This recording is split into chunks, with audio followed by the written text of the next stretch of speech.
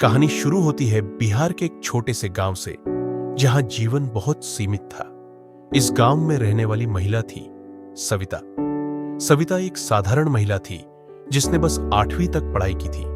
उसकी शादी कम उम्र में हुई और जल्दी ही वह एक बेटे की मां बन गई। उसका पति रमेश एक छोटा मोटा मजदूर था जो रोज शहर जाकर दिहाड़ी करता था। शुरू में जिंदगी जैसे तैसे चल रही थी, लेकिन एक दिन अचानक सब बदल गया। एक सड़क दुर्घटना में रमेश की मौत हो गई। अब सविता अकेली रह गई, एक छोटे बच्चे की जिम्मेदारी, पेट पालने की चिंता और समाज की ताने झेलती हुई। लोग कहते थे, अब क्या करेगी अकेली औरत, नौकरी भी नहीं आती, घर कैसे चलेगा। लेकिन सविता ने हार नहीं मानी। उसने कपड़े सिलने का काम शुरू किया। दिन में खेतों में मजदूरी करती और रात को दूसरों के कपड़े सिलती। भूखी रहकर भी अपने बेटे को दूध पिलाती। उसके पास पैसे नहीं थे, लेकिन हिम्मत थी। वो हमेशा कहती, मैं तो एक मां हूं और मां कभी हार नहीं मानती। बेटा रोहित जब स्कूल जाने लगा तो फीस भरना सविता के लिए बहुत बड़ी चुनौती थी, लेकिन उसने घर घर जाकर सिलाई का काम लिया ताकि स्कूल की फीस समय पर दे सके। रोहित पढ़ाई में तेज था, लेकिन उसके पास किताबें नहीं थी।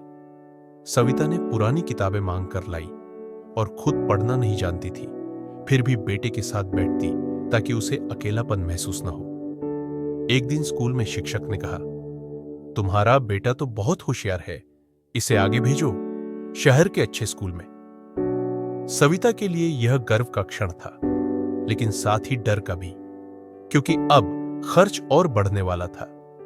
उसने अपने गहने बेच दिए, कुछ रिश्तेदारों से उधार लिया और रोहित को शहर के एक अच्छे स्कूल में दाखिला दिलवाया।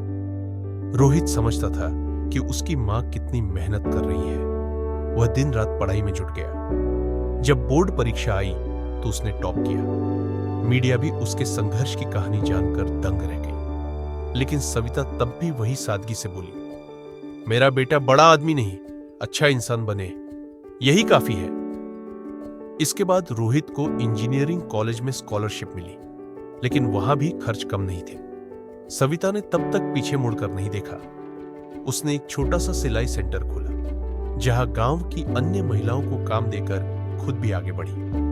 कुछ सालों बाद रोहित का सिलेक्शन एक बड़ी मल्टीनेशनल कंपनी में हो गया।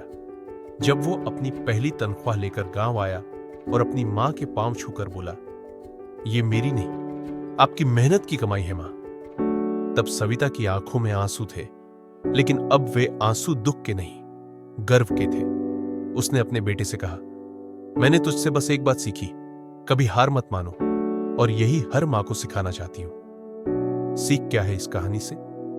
सविता की कहानी हमें यह सिखाती है कि हालात चाहे जैसे भी हों, अगर इरादा मजबूत हो और मां का आशीर्वाद हो तो कोई भी सपना अधूरा नहीं रहता। उसने कभी किसी से उम्मीद नहीं की, ना ही खुद पर तरस खाया। उसने हर दुख को एक सीढ़ी की तरह इस्तेमाल किया, अपने बेटे को ऊपर चढ़ाने के लिए।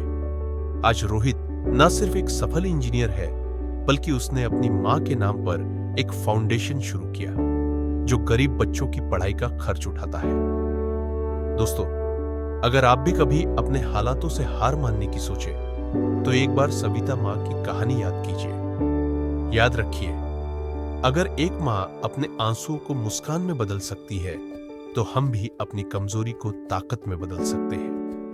अगर आपको यह कहानी प्रेरणादायक लगी हो तो वीडियो को लाइक करें, अपने दोस्तों के साथ शेयर करें और चैनल को सब्सक्राइब करना ना भूलें। मिलते हैं अगली कहानी में एक नई प्रेरणा और उम्मीद के साथ। धन्यवाद।